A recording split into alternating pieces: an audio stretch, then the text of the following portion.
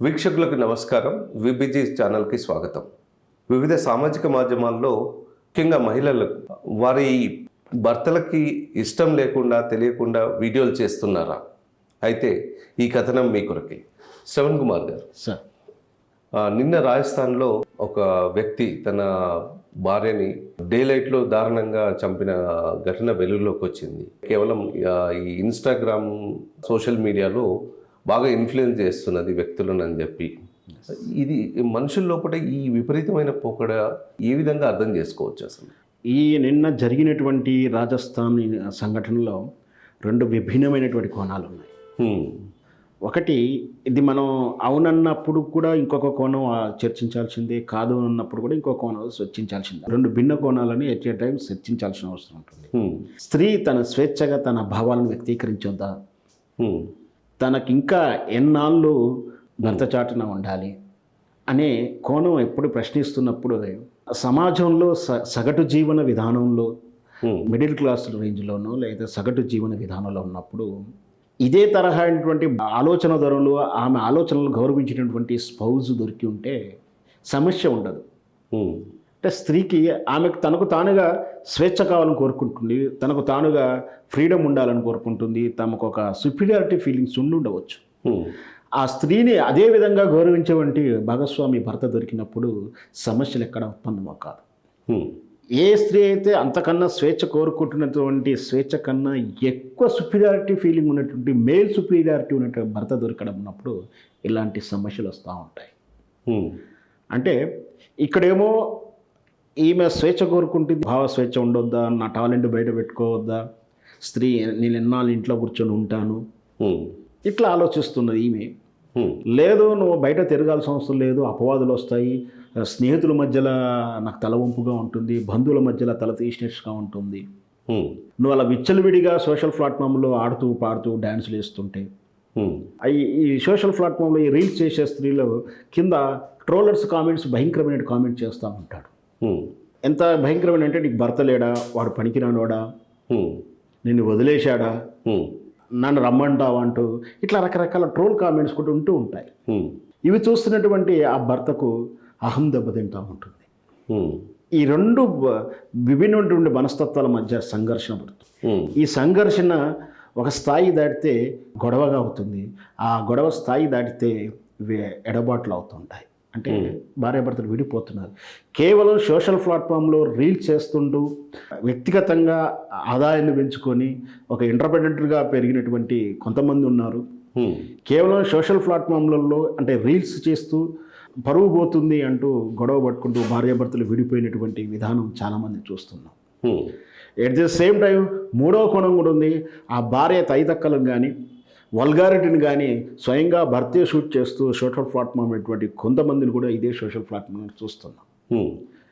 ఇక్కడ మూడవది ఎందుకు అబ్జెక్టబుల్ చెప్తున్నంటే, ఆ భార్య విశృంఖలమైనటువంటి అసభ్య ప్రవర్తన, అసభ్యమైనటువంటి పాట విధానాలు, అసభ్యమైన స్టెప్స్ తనే స్వయంగా భార్య అందాలని షూట్ చేసి భర్తలే సోషల్ ప్లాట్ఫామ్లో రీల్స్లో పెడుతున్నారు. ఏమిటి అంటే ఫాలోవర్స్ పెరగాలి, ఇన్ఫ్లుయెన్స్ పెరగాలి, ఇన్కమ్ పెరగాలని వాళ్ళ ఉద్దేశం.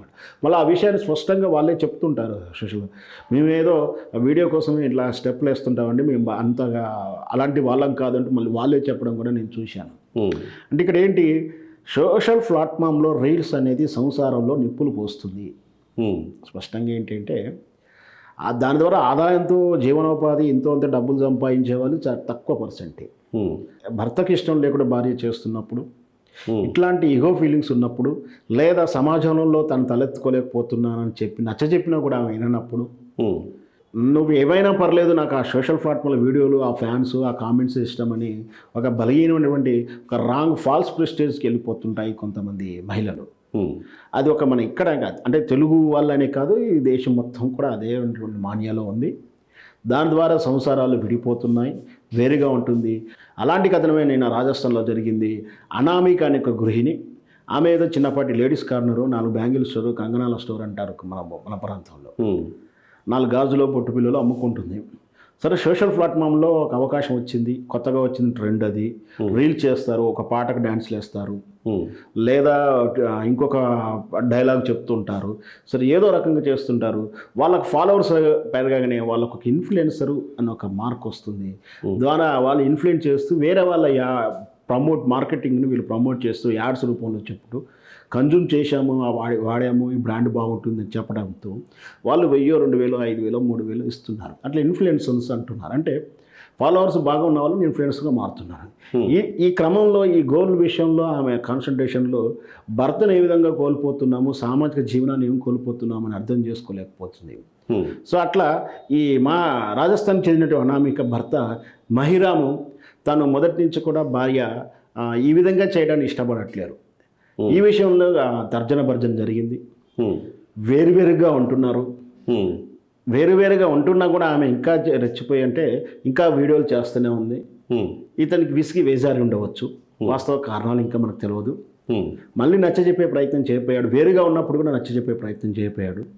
వాళ్ళ మాట పెరిగింది. అతను గన్ తీసుకుని పేల్చాడంటూ వార్తలు చదివాం మనం.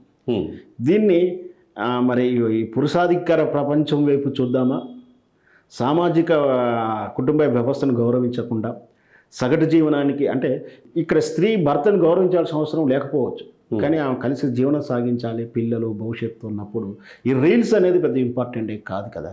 అప్పుడు ఆమె కాంప్రమైజ్ కాని తత్వాన్ని చూడాలి. ఇక్కడ భర్తలే భార్య వీడియోలని షూట్ చేస్తూ వాళ్ళ అందాలను ఆరబోస్తున్న వాళ్ళని కూడా మనం చూడాలి. మొత్తం మీద ఈ వీడియో అంటే షార్ట్స్, రీల్స్, ఇక వచ్చేటువంటి రకరకాల ప్లాట్ఫామ్ ఉన్నాయి. 2-3 ఉన్నాయి ప్లాట్ఫామ్స్ ఫేమస్. గతంలో టిక్ టాక్ అని ఉంటే అది బ్యాన్ చేశారు, అయిపోయింది. సంసారాల్లో నిప్పులు పోస్తుంది. ఎవరైతే హెల్తీగా ఉంటూ భర్తను లేదా ఉమ్మడి కుటుంబం అయితే పెద్దవాళ్ళకు లేదా అమ్మాయిల తల్లిదండ్రులు ఎవరైతే సరే వాళ్ళు వద్దన్నప్పుడు అర్థం చేసుకొని లేదా వద్దన్న వాళ్ళని కన్విన్స్ చేసి చేస్తే బాగానే ఉంటుందేమో, కానీ ఎందుకు పనికిరాని ఈ రీల్స్, ఈ ఇన్ఫ్లుయెన్సరు, ఈ గ్లామరు, ఇదంతా దానికోసం వ్యక్తిగత జీవితం అనేటువంటి అంటే 100 ఏళ్ళు జీవించి గోల్ చేసి సభ్య సమాజానికో రేపటి తరానికో ఏదో రకంగా ఉండి ప్రయోజనం చేయాల్సిన ఈ వీళ్ళు ఈ అర్ధాంతరంగా జీవితాన్ని కోల్పోవడం కానీ, సుఖ సంతోషం ఉండాల్సిన జీవనంలో ఈ ఒడిదొడుకులు రావడం అనేది నిజంగా సిగ్గుచేటు. ఇట్లాంటి వాళ్ళు మళ్ళీ పునరాలోచించుకోవాలి. వ్యక్తిగత జీవితంలో ప్రశాంతంగా బ్రతకడం ఇష్టమా లేదా ఇలా కల్లోలిత జీవితం ఇష్టమని వాళ్ళు ఆలోచించాల్సిన అవసరం ఉంది. ఇది ఖచ్చితంగా క్రైమే కాదు. ఇక్కడ జరిగింది క్రైమ్గా చూడొద్దు. ఇది ఒక సోషల్ డిసీజ్గా చూడాలి. ఈ అంటువ్యాధి ప్రబలకుండా చూడాల్సిన బాధ్యత మనలాంటి వాళ్ళ మీద ఖచ్చితంగా ఉంది. ధన్యవాదాలు శ్రవణ్ కుమార్ గారు.